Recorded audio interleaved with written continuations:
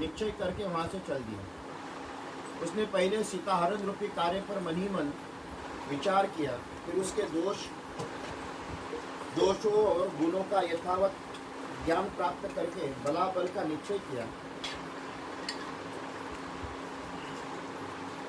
अंत में ये स्थिर किया कि इस काम को करना ही चाहिए। जब इस बात पर उसकी बुद्धि जम गई तब वो रमणीय रथशाला में गया। गुप्त रूप से रथशाला में आकर यक्षराज रावण ने अपने सारथी के यहाँ आज्ञा दी कि मेरा रथ जोत कर तैयार करो। सारथी शीघ्रतापूर्वक कार्य करने में कुशल था। रावण की उपयुक्त आज्ञा पाकर उसने एक ही क्षण में उसके मन में अनुकूल उत्तम रथ जोत कर तैयार कर दिया। वह रथ इच्छानुसार चलने वाला तथा सुवर्णमय था। उसे रत्नों से विभूषित किया गया। उसमें सोने का साज बाजू से सजे हुए गधे जूते थे, जिसका मुख पिशाचों के समान था। रावण उस पर आरूढ़ होकर चला। वो रथ में गर्जना के समान गंभीर घरघर ध्वनि फैलाता हुआ चलता था। उसके द्वारा वो कुबेर का छोटा भाई श्रीमान राक्षस राज रावण समुद्र से तट पर गया। उस समय उसके लिए सफेद चमर से हवा की जा रही थी। सिर के ऊपर श्वेत क्षेत्र तना हुआ था। उसकी अंग कांति स्निग्ध वैदूर्य मणि के समान नीली या काली थी। वो पक्के सोने के आभूषणों से भूषित था।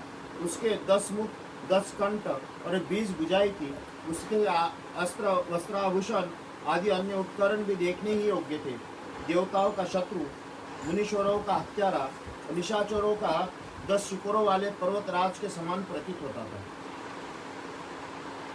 इच्छानुसार चलने वाले उस रथ पर आरूढ़ राक्षस राज रावण आकाश में विद्युत मंडल से घिरे हुए तथा वक्त पंक्तियों से सुशोभित मेघ के समान शोभा पा रहा था। पराक्रमी रावण पर्वतयुक्त समुद्र के तट पर पहुंचकर उसकी शोभा देखने तथा सागर का वो किनारा नाना प्रकार के फल फूलों से सहस्त्र वृक्षों से व्याप्त था। चारों ओर मंगलकारी शीतल जल से भरी हुई पुष्करणियां और वेदिकाओं से पंडित विशाल आश्रम सिंधु तट की शोभा बढ़ा रहे थे। कई कंदली वन, कई नारियल कुंज शोभा दे रहे थे। साल ताल तमाल सुंदर फूलों से भरे हुए दूसरे वृक्ष तट प्रांत के अलंकृत कर रहे थे। अत्यंत नियमित आहार करने वाले बड़े बड़े महर्षि नाग, सुपर्ण, गंधर्व तथा सहस्त्र किरणों से वो उस स्थान की बड़ा शोभा पा रहे थे। काम, विजय, सिद्ध, चाणोर, ब्रह्मा जी के पुत्र वानप्रस्थ, माश गोत्र से उत्पन्न मुनिया, बाल, खिल्य, महात्मा तथा केवल सूर्य किरणों से पान करने वाले तपस्वी जनों के भी वो सागर का तट प्रांत सुशोभित हो रहा था। दिव्य आभूषण, पुष्प मालाओं को धारण करने वाले तथा क्रीड़ा विहार की विधि से जानने वाले सहस्त्र दिव्य रूपिणी अप्सराएं वहाँ अब और विचर रही थी। विनंती की शोभाशालिनी देवांगनाएं उस सिंधु तट का सेवन करते हुए आसपास बैठी थी। देवताओं और दानवों से शीतल तथा वहाँ हंस, क्रोच, मेंढक सब फैले हुए थे और सारस उनकी शोभा बढ़ा रहे थे। उस तट पर वैदूर्य मणि के सदृश श्याम रंग के प्रस्तर दिखाई देने लगे। आकाश मार्ग से यात्रा करते हुए कुबेर के छोटे भाई रावण ने रास्ते में सब और बहुत से श्वेत वर्ण के विमान, गंधर्व, अप्सराओं को भी देखा। इच्छानुसार चलने वाले विशाल विमान उस पुण्यात्मा पुरुष के थे जिन्होंने तपस्या के पुण्य लोगों को पर विजय पाई थी। उन विमानों को दिव्य पुष्पों से सजाया गया था और उनके भीतर से गीत वाद्य की ध्वनि प्रकट हो रही थी। आगे बढ़ने पर उन्होंने जिनकी जड़ों से गोंद निकले हुए थे ऐसे चंदनों के सहस्त्रबन देखे, जो बड़े ही सुहावने और अपनी सुगंध से नासिकाओं को तृप्त करते थे।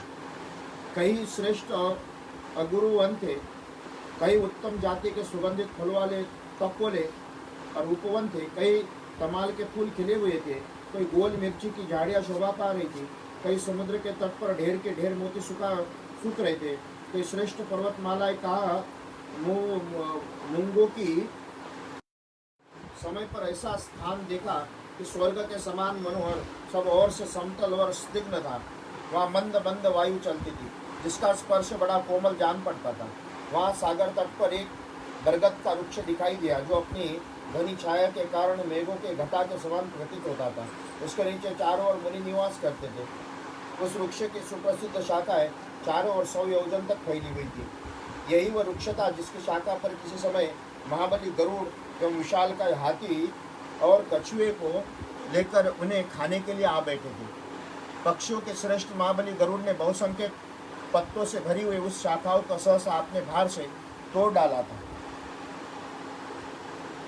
उस शाखा के नीचे बहुत से वैखासन, वैखानस, माघ, बालखिल्य, मारी सूर्य किरणों का पान करने वाले ब्रह्मपुत्र और धूम्रक संज्ञा वाले महर्षि एक साथ रहते थे।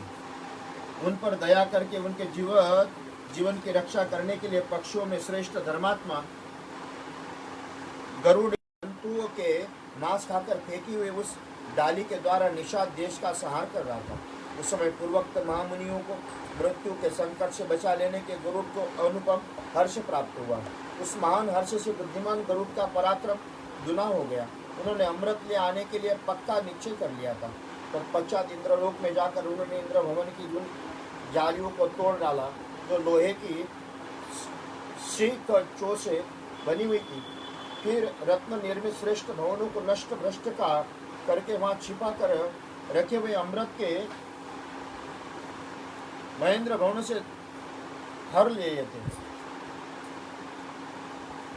गरुड़ के द्वारा तोड़ी हुई डाली का वह चिन्ह उस बरगद के उस समय भी मौजूद था। उस वृक्ष का नाम भी सुभद्रावट। बहुत से महर्षि उन वृक्षों की छाया में निवास करते थे। कुबेर के छोटे भाई रावण ने उस वट वृक्ष को देखा। नदियों में स्वामी समुद्र के दूसरे तट पर जाकर उनसे एक रमणीय वन में भीतर पवित्र और एकांत स्थान में एक आश्रम का दर्शन किया। वह शरीर में काला मृग चर्म, सिर पर जटाओं का समूह धारण किए नियमित आहार करते हुए मारीच नामक राक्षस निवास करता था। रावण वहां जाकर उससे मिला। मिलने पर उस राक्षस मारीच ने सब प्रकार से अलौकिक कमनीय पदार्थ अर्पित करके राजा रावण का विधिपूर्वक आतिथ्य सत्कार किया। अन्न और जल से स्वयं उसका पूर्ण सत्कार करके मरीच ने प्रयोजन को बातें पूछते उसने इस प्रकार कहा, राजन, तुम्हारी लंका में कुशल तो है। राक्षस, तुम किसमें काम के लिए पुनः इतनी जल्दी आए हो? मरीच इस प्रकार पूछने पर बातचीत करने में कुशल महातेजस्वी रावण ने इस प्रकार कहा। इत्यर्थ श्रीमद् रामायणे वाल्मीकि आदि काव्ये अरण्य कांडे 35 सर्ग संपूर्ण।